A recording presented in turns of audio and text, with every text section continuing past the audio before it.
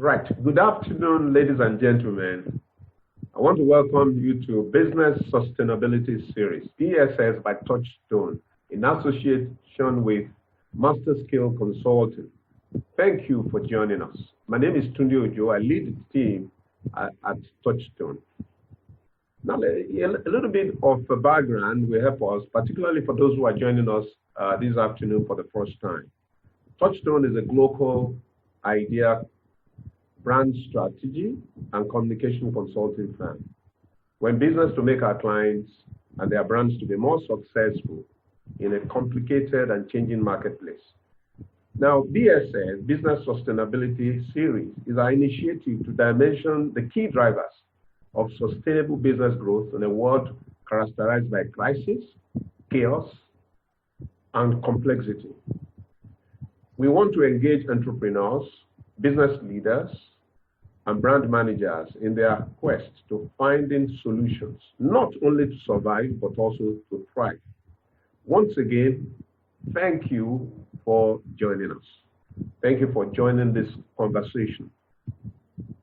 Let me just start as a way of my first thought.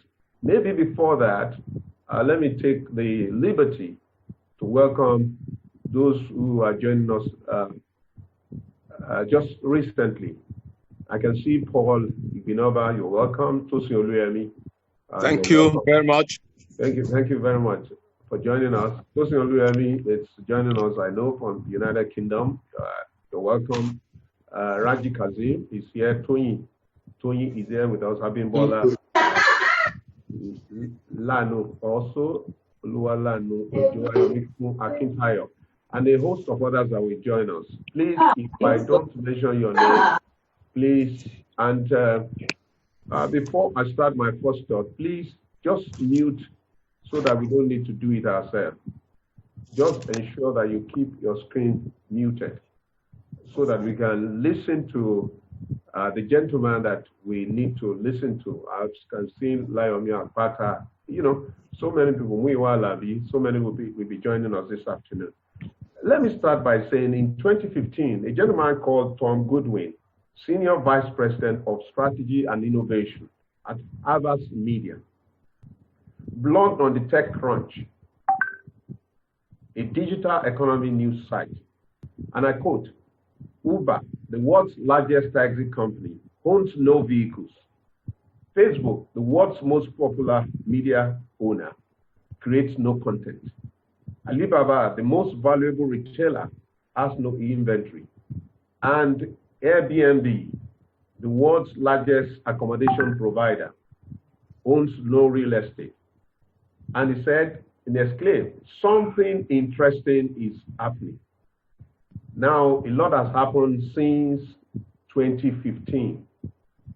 In fact, the change that is happening around the world, the change that has happened in the last 10 years, they are probably more than the change that has happened in the world in the previous 50 to 100 years.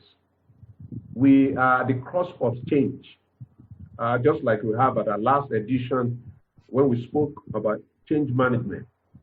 The world as we know it is continually changing. And one of the fundamental drivers is digital transformation. This afternoon, we are highly privileged to speak to us about the digital economy. And to a lot of people, they are treating it like the way they are treating the virus. Some people, particularly in this part of the world, are still wondering, is it a reality? Is it true that people are dying for COVID-19? Is it true that it can infect people? Oh, okay, it's a disease of rich people alone, so the poor can be free. They are wrong, because the virus does not know state, does not know region, is region agnostic. It doesn't care whether you are poor or rich, young or old. In fact, the older, particularly in Africa, we respect old age, but the older you are, the more at risk you are. So we are living in an era that is not only risky, but also full of opportunities. And Nigeria has been described as opportunities in crisis. So we have this great privilege of having as our guest a gentleman that I've known for many, many years. I will not domesticate my introduction because that will not be fair to those of you who are spending your time with us and spending your data. But I'll quickly introduce him so that we can plunge into the discourse of today, and also we can have engagement and interaction.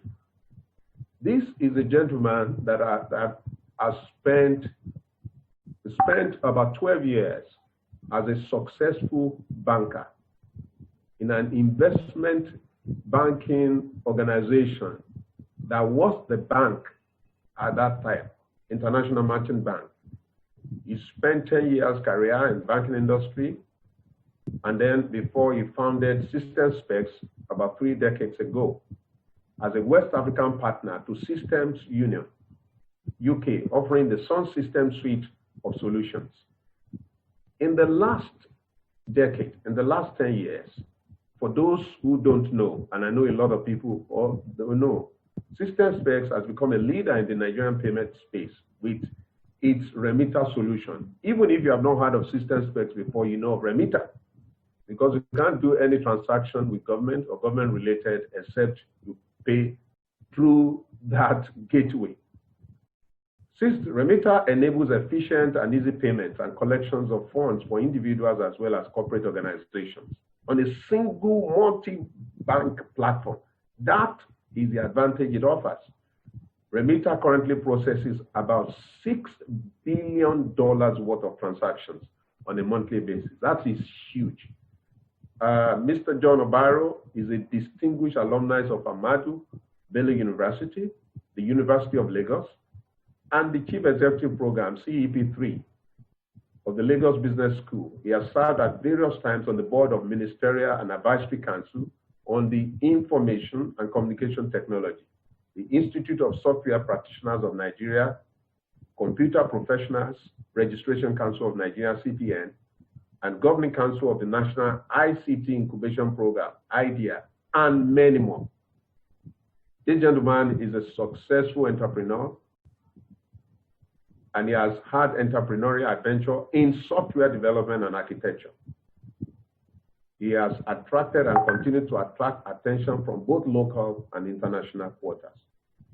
The Lagos Business School, that is perhaps the most prestigious that we have on the continent, or one of the most prestigious on the continent, has written 2 case studies on System Specs.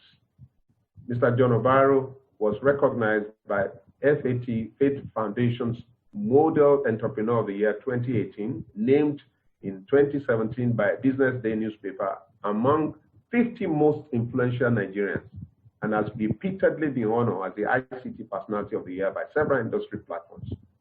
Ladies and gentlemen, John Obaro is known in many circles as the consummate innovator, the trailblazer in many fronts, and indeed his footprint is evident across many sectors of the Nigerian economy.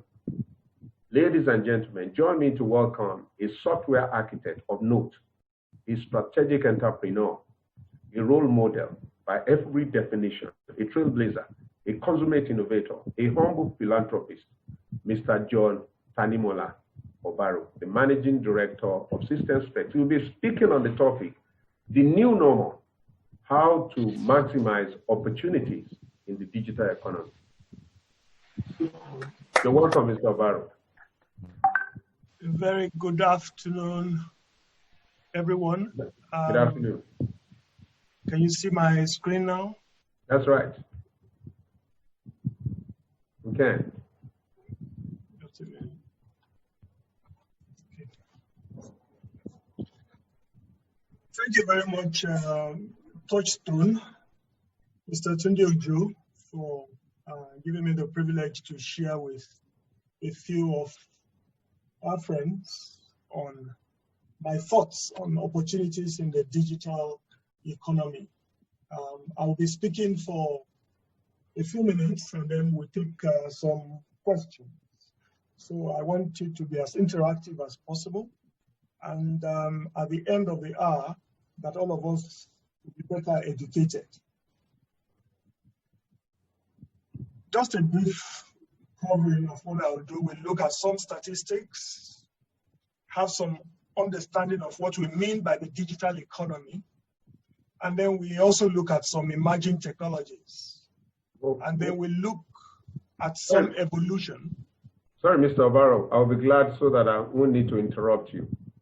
I think you need to speak a little louder, or bring your speaker close to you a little louder. We don't want to strain to hear you. Thank you. Okay. Thank you very much.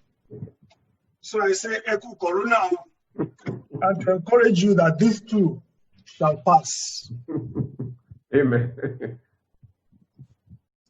Now let's look at some interesting statistics.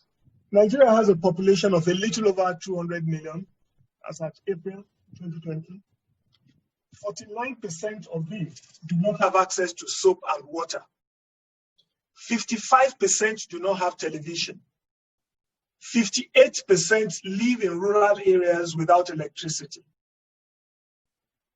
73% of the mobile phones that we have are feature phones. Some people call it palasa. 86% of employees in Nigeria are actually in the SME. In short, at least 100 million can be classified as poor. Only 42 million Nigerians have BVN. Now, as if it's not bad enough, the World Bank projects that 20% drop is estimated in remittances to Nigeria due to the loss of jobs, even in the Western world.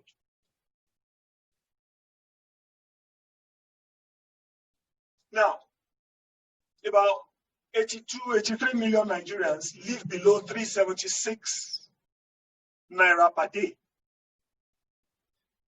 That means 88% of people living in Jigawa, Taraba, and Sokoto states actually live below 376 naira per day. Well, the richest of the states, you look at states like Lagos and Delta, where you have 4.5 and 6%. Now, what are we saying with these statistics? It is saying that Nigeria is not a rich country in terms of income that we have today. Now, you can see that as a challenge. You can also see it as an opportunity. The cup is either half full or half empty. But whatever solution you are coming up with, you must bear these statistics in mind, that if you really want to have a widespread effect in the economy, you must think of people who are at the bottom of the pyramid. Having given that background, I'll talk briefly about the digital economy. The term digital economy was first used by a Chinese professor during Japan's recession in the 1990s. Now that, of course, means even in a time of recession, in a time of lockdown, some good things can come out. Digital economy is based on digital computing technologies. Some people use it interchangeably with the internet economy, the web economy, or the new economy. Some people say they're slightly different from the internet economy, that digital is bigger than the internet economy, but overall, the terms are used interchangeably. Now, the digital economy is increasingly intertwined with the traditional economy, making it tougher to delineate or separate the two. In other words, the whole world itself is moving digital. Digital economy involves billions of everyday online connections among people, businesses, devices, data, and processes. All of these just come, what you say in local parlance, they come joined together. All of this coming together is what creates that digital economy. It is based on the interconnectedness of people, organizations, and machines. Now, that process generates a lot of data. And some people have said that it means data is the new oil. But some have also argued that no, data is not the new oil. It is actually the new soil. Because oil is something you take out of the ground and you are able to begin to make money with it. But data in its raw form is actually useless to you until you are able to mine it properly and get useful information out of it. And that's why we say data is actually a soil on which you can now begin to extract value. It would be nice to also talk about 5G. These are things which are emerging. In fact, it's already here. It's a much faster means of communication, lower latency, better reliability.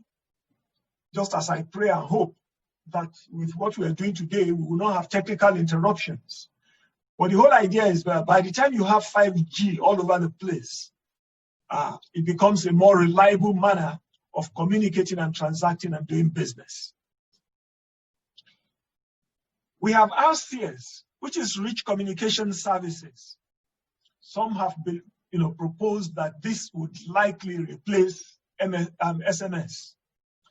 It came in about maybe 10 years ago, then fizzled out, but it's coming out strongly again. And the idea is that you're able to exchange things like video, some of the things you do on the popular social media things you have now, like WhatsApp, you'll be able to do on it, and even more is what we expect from RCS. It is expected that it will be able to help in commerce. Internet of Things, extending the power of the internet beyond computers and smartphones to other things, processes and environments. It's beginning to creep in on us. We have all the devices around us now that are able to talk to one another, creating an environment for the digital economy. All of us must have had at one point or the other of artificial intelligence, robotics, sensors. These are some of the technologies that are around us and are affecting and will continue to affect how we do business together. Some of the trends we have typewriters, we have computers. And we say, look, if only the typewriter knew the day the computer was born, certainly would have gone all out to make sure it kills the computer because of what the computer has done to the typewriter. But there are quite a number of other things that when the mobile phones first came, not many industries saw it as a threat. They didn't even see it as a competitor. But now, the mobile phone competes with so many industries. Beyond computers, companies that were manufacturing calculators. I wonder what they will be doing now. Cameras, films. Many of you must have heard of the story of Kodak, that was once the largest employer of labor all over the place. I think they had 345,000 employees worldwide.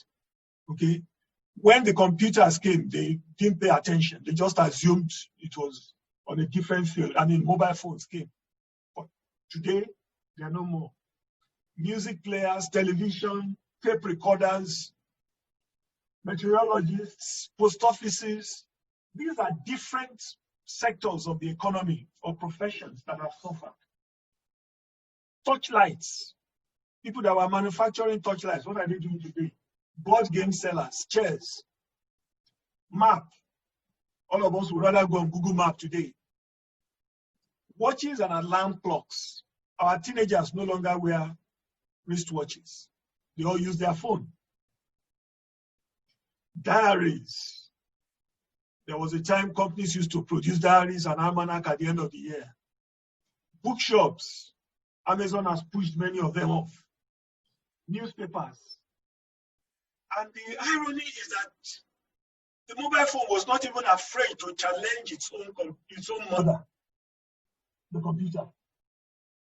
Today, people make tight decisions whether they want to buy a computer or buy a phone. They might as well buy a phone because a good number of the things they want to do on the computer, they can do on the phone. Now, taking a cue from that, we want to look at a few professions, careers, that if you continue in the next 10 to 15 years, are seriously challenged. In fact, some of them are challenged today already. Travel agents. I mean, everybody can get on their computer. You have a lot of sites you go to and map out your travel yourself or deal directly with your carriers. So, no longer are travel agents that strategic in the travel chain. Cashiers, librarians, courier companies, bank tellers, textile workers, the print industry, sports referees and umpires. Robots can do a better job. Pilots, drivers, lumberjacks, cutting wood and all of that, telemarketers, fishermen. These are things that computers have moved into in one form or the other and threatening jobs in those sectors. This is a very interesting chart I saw recently of a photographer filming an area, of course, being driven by a pilot. That was in 2009. In 2019, take CNN with we say in just 10 years, both the cameraman and the pilot have lost their jobs. The drone has taken over. And this is affecting a number of industries, not only in the photography industry, but even in the courier industry, where deliveries cannot be done by drone, security industry, where drones are known to have been used to engage in battle. So these are some of the changes that have happened around us. But having said that, I also want to encourage us that while some are saying there is a casting down, some are saying there is a lifting up. Job 22:29. While some are saying there is a doom, some are saying there is a boom. And then, of course, there is a zoom. Many of us here today never heard of the name Zoom at the beginning of this year. But today, we have all become Zoomites. That was because this was a company that saw ahead. They created a very easy to use platform for times such as this. I saw this chart on Decode's website, and it helps to analyze what you may call the potential winners and losers, at least in the short term, as we look at the post-COVID economy. One of the sectors that we believe will suffer the most is the tourism and leisure industry. And the reason is not far-fetched. We have all been locked down. Even if your country does not lock you down, the country you want to go will certainly lock you out. Because they will say, if you come in, you must come and sit down for at least 2 weeks of doing nothing. Spend your time in that country. And then when you come back to your home country, you spend another 2 weeks before you can be fully integrated into society. Aviation and maritime. Many of the airlines have already laid off. Some have already folded up. Automobile industry, construction and real estate, manufacturing, even financial services, will suffer because people will begin to think of how to transact even among themselves without necessarily incurring some of the heavy costs associated with financial services. Education, oil and gas. Now, oil and gas is on two sides. Potential loser, potential winner. Loser in the sense that we already have a situation where if travel, for instance, is affected, worldwide. All the heavy ships, who are some of the major consumers, if they are no longer moving, then of course it would affect the oil and gas industry. And then of course, they can also win because whichever way we look at it, the use just changes. We are now consuming quite some more, even in our domestic environment, especially on the gas side. Agriculture. And that's one area I would want to put my bets. In fact, at the beginning of this lockdown, I did a quiet survey around my compound to see where I can begin to plant some vegetable or whatever little thing. Because whatever you do, man must work. E-commerce is taking over. People need to transact business. And the best way to do it now is electronic. ICT, our health, personal and healthcare, food processing and retail, medical supply and services. These are some of the areas we believe would win in the short term and perhaps into the long term. So some of the trends to expect, there will be boost in e-commerce, like I said earlier. Industrial real estate. Industrial real estate, because we see a situation in which people now work from home. But some of them working from home do not have the facilities and the conveniences. Either internet is not good or power is not good. So I expect that we'll begin to have some neighborhood, call them business centers, but places where people can go and interact and do their business. Augmented reality. Because tourism is going to be affected, for instance. I got a flyer from a company, some time ago. And they're saying, look, we know you cannot travel, but we can bring the sites you want to go. We can bring it to you. Augmented reality. You begin to have a feel of being in those places, even when you are not there. Robotics. 5G and the growth of bandwidth. Forget all the story you hear about 5G.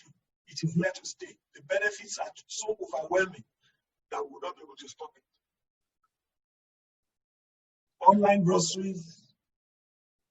Many of us now, I'm sure in the last few weeks, you would have ordered some of these things online. It's just the way to go. I also have tax and income planning consultancy. That's one area I believe will thrive. The reason is simple. Governments all over the world are broke. And government will want to come hard on businesses and individuals where they believe they can get money. So it will be left for you to also be able to justify the amount of tax that you are paying. That's where the consultants will come in. I also have in here what we call boom in baby products and services. We've been locked down for about, this is the third going on fourth month, I think. And incidentally, I was joking with one of my staff a few days ago that he has 3 kids. He's expecting the 4th kid. And I said he will be expecting the 4th kid around February, by which time he will be qualified to join Foursquare Gospel Church. Many couples have been locked at home. We would expect to see the fruit of their labor in the not too distant future. So there will be need for baby products and services. I attended my first virtual wedding today, by the way. So we'll begin to see those kind of things come up. Business consulting services. Many people are confused right now. Many people are frightened, and consultants who know what they are confident of their space have a lot of value to guide, especially SMEs at a time such as this. Virtual entertainment, events and activities. This is particularly very interesting. Today, we have birthdays. In fact, I think it was the governor of Ogo State last weekend. It was on channels where you have a full party. Everything is gone virtual, including our comedians, the MCs, musicians. They have shifted their role from the pure public space, open spaces, into the virtual setting. And that trend will continue, even, especially in the long term, even after you open up, because people will still be scared of coming out to interact publicly. So it's one thing for government to say the gate is now opened, but there are some things that people will take their time before they fully loosen up. I also have specialist cleaning companies that will, all of us will now be concerned about fumigation, cleaning up either offices, homes, just to be sure you minimize the chances of being trapped by COVID. Some promising jobs also for the future, because everybody is moving computerized, cybersecurity will be a major issue. It's a major opportunity for cybersecurity experts.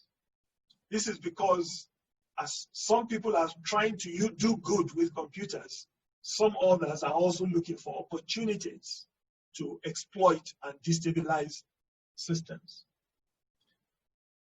I talked about data, that there's a lot of data out there.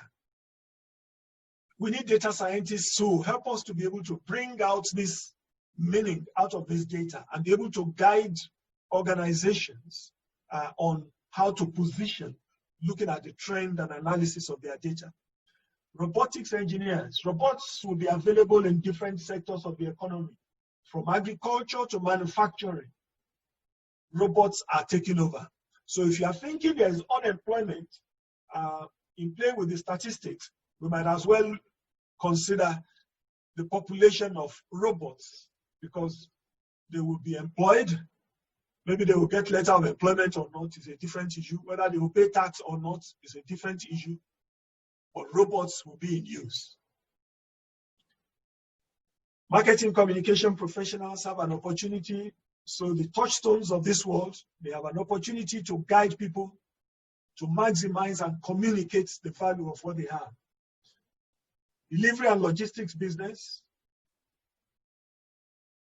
I talked about that because people are sheltered in, and it will become desirable for them to order things online. This, you need logistics, a lot of logistics surrounding delivery. Incidentally, my wife was trying to ship out some things a few days ago, and the courier company she was using, she had challenges getting across, only to discover that they were at least about 2 or 3 days behind in their delivery. They were being overwhelmed. There's a new opportunity in that area. Human resources, that's an area because humans will still have emotions. They need to be managed by human resource professionals. Healthcare professionals, all of us care for our health. Many people today have medical challenges. They can't even go to the hospital because of the scare of COVID. However, as things stabilize, people will come out. So there will be quite some heavy rush and pressure on the health system because people have suppressed and sort of been carrying along sicknesses that they will need to be addressed. Video game designers. All of us are sitting down at home, and many people have gotten into that game. Some, it's not their space, but I tell you, for the younger generation, this is one area they are comfortable with. It's a new future, it's a new reality. Social media strategists, because that is where the play would be. Some other promising industries, the virtual meeting industry, I talked about Zoom. We have a number of them in that space, but Zoom appears to have shot up particularly well. Of course, you have the WebEx, the Teams, all the others out there in that industry. We've talked about cybersecurity, e-learning resources. E-learning is here to stay. People need to develop content. So if you're a teacher, there's an opportunity for you to begin to develop content and move them online. The online fitness industry. Again, because of the don't touch me, social distancing, people still need to keep fit. And therefore, one of the ways to go about this is online. You have teachers online. You register into programs where you'll be guided on how to continue to run your exercises. The gaming industry, movie streaming services, film industry, home delivery. Home delivery industry, two ways. You now have people who were not even in take food, for instance. They're beginning to do things on a small scale to deliver to their neighbors. These are some of the things that will begin to thrive.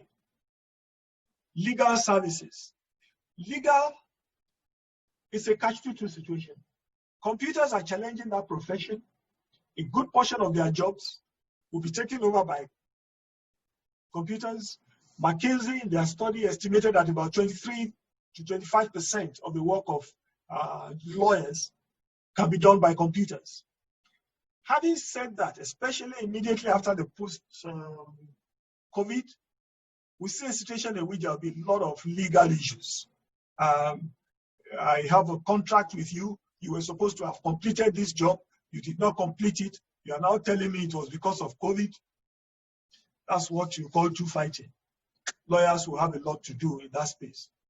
Telemedicine, an opportunity for doctors and the medical fields generally, that now that we've tasted this teleworking, incidentally, on at least 2 occasions now, I've consulted on the phone with doctors, okay? Once for me, once for my wife. We've consulted, and this was not there before. It's a new thing, and it is here to stay. Pharmaceutical industry, those ones are having a boom because people just get the recommendation from doctors working there. It's a protected industry. Cleanliness products. We've been told to be washing our hands with alcohol-based sanitizers, and I saw a joke recently that alcohol has found a way of sneaking into the church by making sure that people wash their hands with alcohol. Personal protective equipment. Remote medical services, that's under telemedicine and all of that. Food business. These are industries that will continue to thrive as we move into the future. I also want to talk about what I may call some culture shift. Culture shift, remote work is here to stay. As organizations go back to work, it's going to be difficult to just go back to what you had before. Some of your staff have tasted working from home. They will not want to go back to full-time work in the office. So you need to come up with some balance. You need to rethink some things. In fact, Twitter has now acknowledged that it is working from home forever. They have a plan for people to be able to work from home if that's what you want. Virtual meetings. Gone are the days when you have to cross from one end of town to the other because you want to have a meeting. We now have online meetings, and a lot of collaborative platforms are available. It is here to stay. These are things which we now need to incorporate into our new practices. The rise of KPIs, key performance indicators. Gone are the days when the only way to impress your boss is to resume by 8 o'clock and make sure you work till very late so that they will know that you are working. Now, you're not going to be in the same premises with your boss. The only way we'll know that people are working is using key performance indicators. Effort will be, the focus will be on results, not on effort. There will be better work-life balance because people will be able to spend more time with their families at home. And that, of course, also means that women will be freed up to be able to work, leading to more gender-balanced work culture. Because now, once a woman gets pregnant or is nursing a baby, chances are she can't add the travel time of going to work. She needs to monitor the children and all of that. But with this new discovery that it is possible to work from home and be productive, it allows better work-life balance and a better gender-balanced work culture. 8 to 5, like I said earlier, it's not going to be sustainable. Many employees will now want to work from home. Some want to choose their working hours. Some want to choose the number of days they travel over a co-bridge or what have you. Organizations will need to relate with them and meet them at their point of comfort in a way that you have to trust the employee that they will be productive, and the focus will be on results, not on time spent behind the desk. In what you also do, whatever your field is, just remember that customers will now focus only on essentials. And what I say is that anything you have done without in the past 2 or 3 months, maybe it is not essential. But things which you needed in this past 2 or 3 months, things that you had to have, those are the things that will pay going into the future. People will prefer to use contactless delivery. They will also prefer contactless payments. Contactless delivery, because when people come to even deliver goods to us in the house now, you ask them to drop them at the door and clean it up before you bring it into the house. Those are some of the things we started doing. Contactless payments. You walk into a shop, if you have the option of doing a funds transfer, you probably want to do that as against using the POS. Because with the POS, again, you need to make sure that you are not touching things you're not sure of. So I was, just thinking a few days ago that the POS tried to kill cash. But as is the nature of evolution, POS itself is now in intensive care unit, because the statistics, the last time I looked at it, is that there is declining use of POS because people are afraid. And in any case, when you even lock people at home, it's not easy for them to use POS.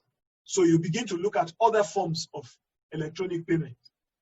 So while POS tried to kill cash, somebody else has come now to threaten POS. For your businesses too, you may want to avoid website costs. Use social media as widely as you can, especially for the micro industries. And before I go, I shouldn't forget to tell you something about Remita, which is our flagship product in system specs. Like Mr. Tunde Ojo kindly mentioned at the beginning of his speech, it's a one-stop solution for you to have a single view of your accounts across all the banks. So if you have accounts in 5, 10 banks, by having a single connection to Remita, you'll be able to have a global view of all your accounts on that platform. It is multi-bank. The same thing if you are a signatory in different corporates. You can have all your corporates or social organizations, NGO, churches or religious bodies, wherever you are probably a signatory, you manage the account, you can have all of them together. Once you have Remita on your mobile phone, you'll be able to switch between one or the other and just operate with a single login. You can buy your airtime, your utility bills, cable, vendor payments, and of course, TSA to the different states, about 8, 9 states, federal government. You can do all of that on that platform. And again, because you are connected to Remita, people who want to pay you can pay you wherever they are using USSD, using their bank card. They can walk into any bank branch in Nigeria, the money will still get to you. They can walk to agents, the money will get to you. They can use mobile wallets like Paga, like pocket money like Cellulant, they can use them and the money will still get to you. Just a single connection to remitter. You can have QR code, different places. Once they have the QR code, they can use that to also pay you. They can log into the internet banking of their banks and the money will still get to you just because they have a single connection to remitter. You can also have a situation in which there will be direct debits, so they can mandate you to debit them. Maybe they issue a standing order in your favor every month, every week, whatever it is. Single connection, you are able to connect from all these channels. Again, for your staff, when you make payments of salaries go into their accounts. Their pension contribution goes into their pension with their PFA and PFCs. It's also connected to FIRS, so taxes automatically go to FIRS or the Boards of Internal Revenue of the states. And the housing contribution goes to NHF, and you're also connected to ITF. And their cooperatives, staff cooperatives. So with a single connection to remitter, you have a very robust platform that allows you to be able to do a lot of things very easily. Culture shift. Before now, you used to hear what you call think outside the box. But today, I want to challenge you that it is time to think even wider. It is time for you to think outside the box. Think within the box. And better still, think without the box. Forget your degree or what brought you to wherever you are today. What brought you here may not necessarily be what will take you into the future. Think afresh. Closing, I want to encourage you that after the war, the Israelites came to Moses and said, we counted and no one is missing. You will not be missing and none will be missing. You will come out stronger in Jesus' name. Thank you very much. Thank you. Thank you, Mr. John Obaro. What a wonderful time. What a wonderful session. This has been interesting. I'd like to just do a couple of things before we have the questions rolling in. You can send the questions to me by chat. And I might have to ask Mr. Obaro one or two. Well, I want to thank Mr. Obaro for doing a great job. Consummate innovator, the CEO of the frontline, the leader in software development, architecture, the brain behind the remitter. We can go on and on. And the beauty of this gentleman, is that he's able to combine success with a high dose of humility. That is very rare in our culture. So I want to thank him.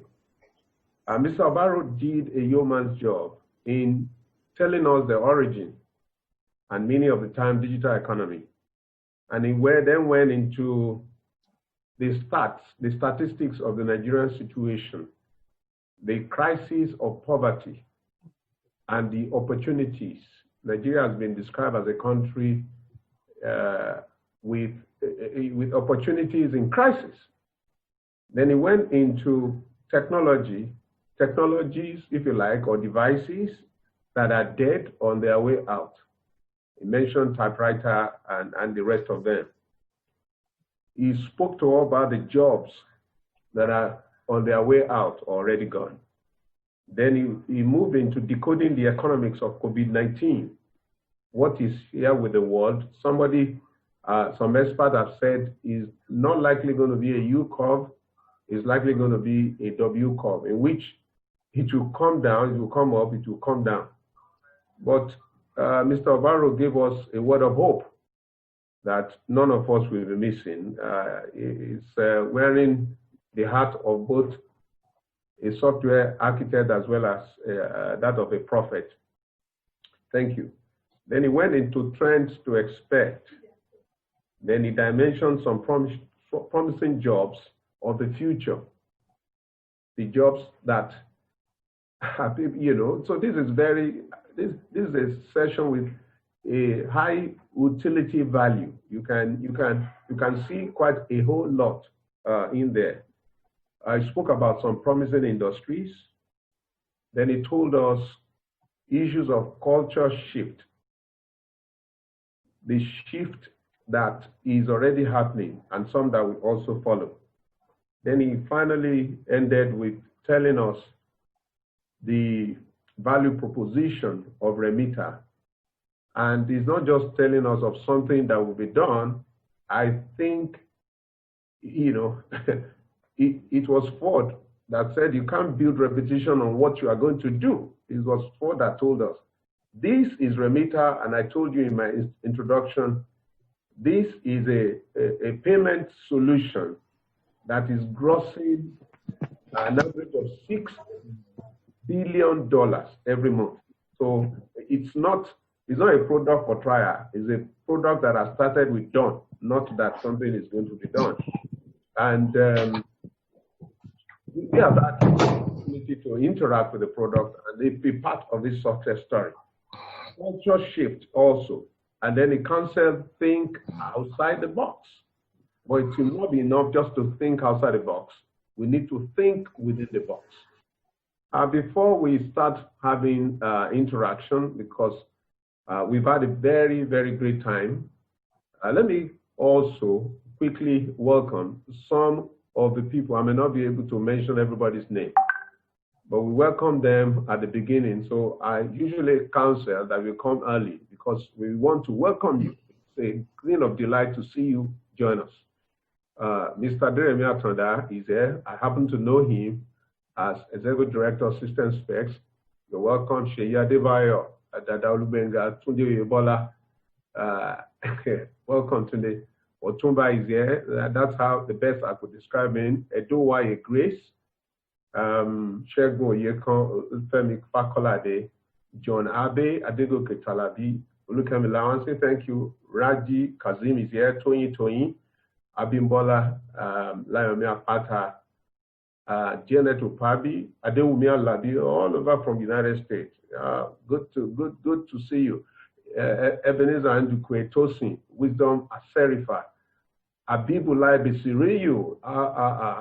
It keeps going on.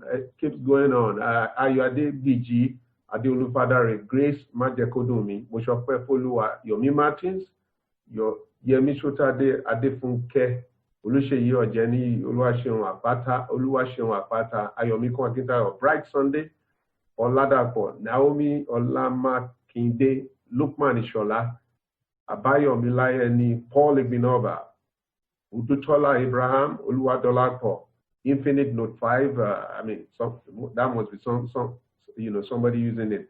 Additional Ayodeji, Oluwatobi Loba, Oluwatayo Lawa, Yusuf Fatima, Christiana Oluwa Nimi, Kenneth Ohiori. What a long list. I'm not sure I can take all of this, but on behalf of Touchstone, I'd like to thank you for joining us. Now let's have some interaction. And like I said, let me have some of those questions. Well, let me take one from Additional Ayodeji. He said, will the imminent Internet of Things affect the economy adversely, considering the convenality of government and a vast majority of Nigerians outside Lagos? Convenality, I hope Mr. Obaro can give us the meaning of that. That's a mouthful. Now, let me ask also another question. What is your view on investment in cryptocurrency? It is an unregulated financial market, but the possibilities are there. Will you with your experience in investment and finance, what's your take? This is from Ayomiku Akintayo. Well, it's to everyone, but I'd like to direct it to Mr. Obaro.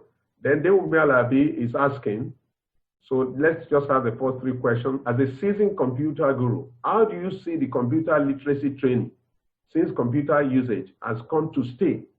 Do you see the change in the keyboard to accommodate middle age to old age?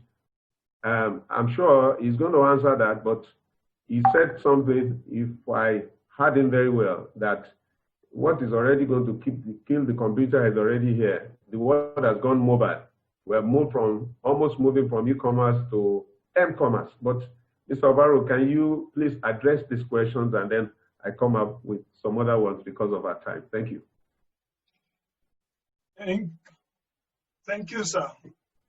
The first question from Mr. Ayodeji, this convenality, I beg, it was immediately after I left school that they started speaking that English, so I don't quite understand what that means.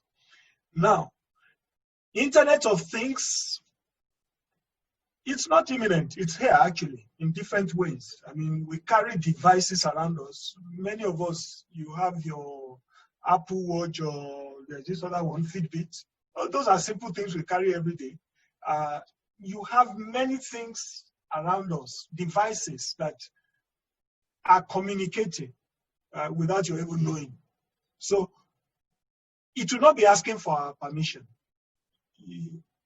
So when you talk about governments and majority of Nigerians outside Lagos, yes, I agree. There's the need for internet access to make it work, but things can only get better. Now that we've been caught where we are, I expect broadband will improve. I mean, even our president today, now uses video conferencing. Okay, so they will see the need, because I'm sure they themselves would have seen some interruptions, and therefore they would understand the need why we need to improve bandwidth. And one of the things that had created a lot of challenge was right of way for the communications company to even be able to lay their broadband. But fortunately, it's getting better. State governments are beginning to slash the costs of right of way. I think it was a kitty.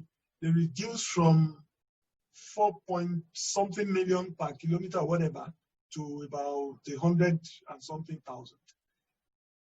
That was the first move. The next thing I heard was Kwara state government reduced their own to 1 naira per kilometer. Then Anambra state government came in and reduced their own to 0. So I actually see a situation in which governments will now understand that we need broadband. They would even be willing to pay, okay, to subsidize telecom companies to ensure that their states are fully wired. Because it is by being fully wired, by creating an atmosphere for digitalization, that you can actually make money in this day and age. And then you can begin to tax the productivity. No, don't tax that process. Don't tax the investment. Tax the outcome. And that's something which I see would happen. I hope that addressed the question. Then there was another question on cryptocurrency, which is yes, on cryptocurrency, which is unregulated. Okay, well, don't say I told you, but I honestly don't think it is something that the world can run away from. You can change the name, you can change the label, okay, but again, the world is not you. If you wait for a perfect timing or for a perfect instrument before you put your head, then it just may be too late. There are times when you need to take a risk. I want to believe, a good number of us here are believers. What I will do is encourage you, pray. If you feel led, take the plunge. Take the plunge. It doesn't mean you have to wait till government says, go and join. Some of the people who invested early, especially the popular ones, Bitcoin, I mean, they've made some good money. So some have said it is more like gambling, okay? But some have also said it is no different from what you have in the stock market. Okay? So I can't give you a definite yes or no. I have people close to me. who believe very much in it. My son, for instance, believes that is the future. It's a very safe place. And some of us, who are on the other side of, I don't want to say born before computers, but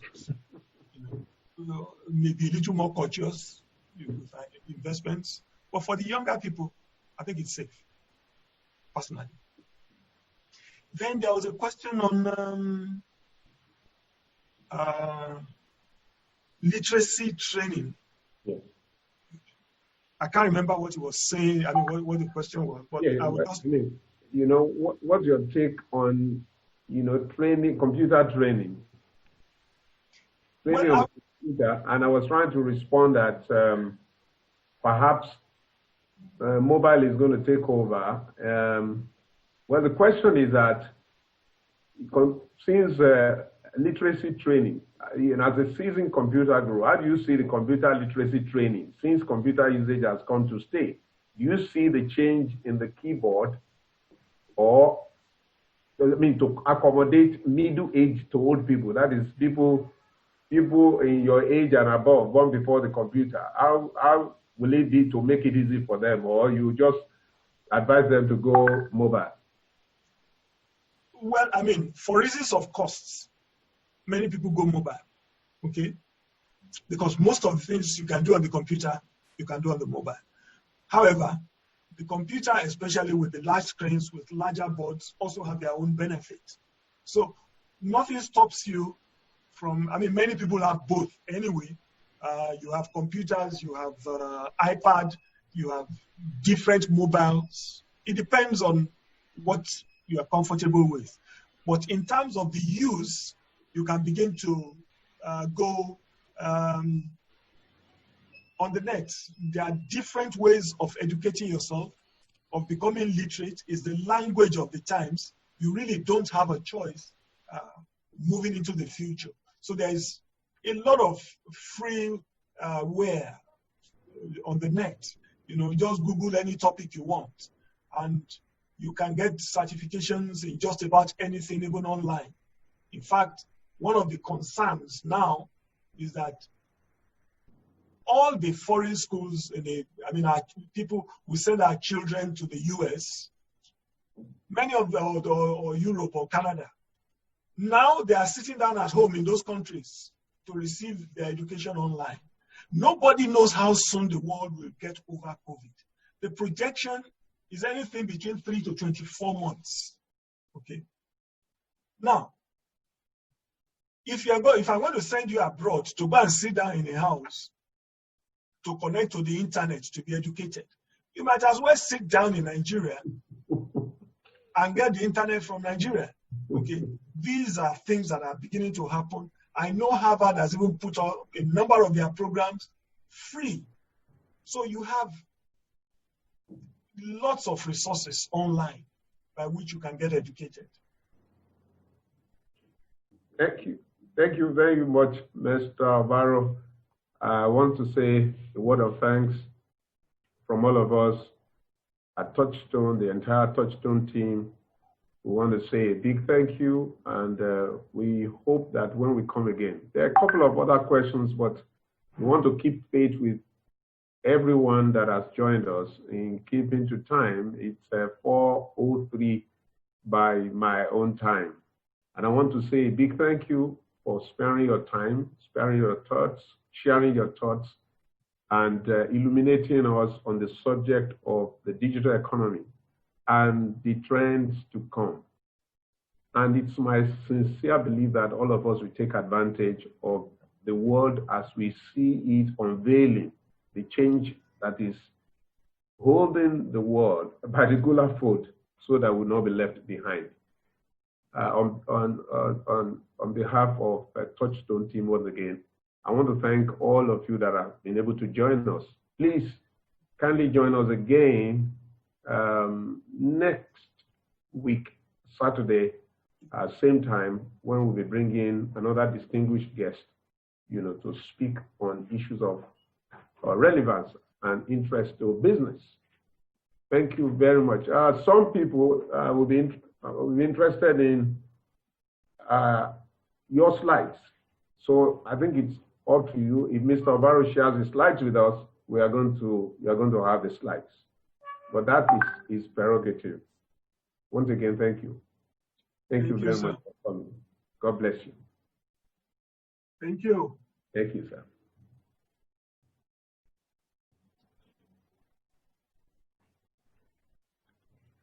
Thank you, Tayo, Yetunde Fash, Olayinka Odutola. Thank you, Tolulope, Olaniyi, Yemi Shutade, all the people I couldn't mention, Onikepo Olushola, Anna Imose, and Yetunde Fash, and Oluwadolapo Naomi Oladapo. Thank you very much, Abayo Milayani, Paul Binoba. Really appreciate you. Adewale Ogundoyin, Yemi Shotade. We hope to see you, Christiana Toluwani. We wish to see you next Saturday. Nokia 3.1, that must be someone.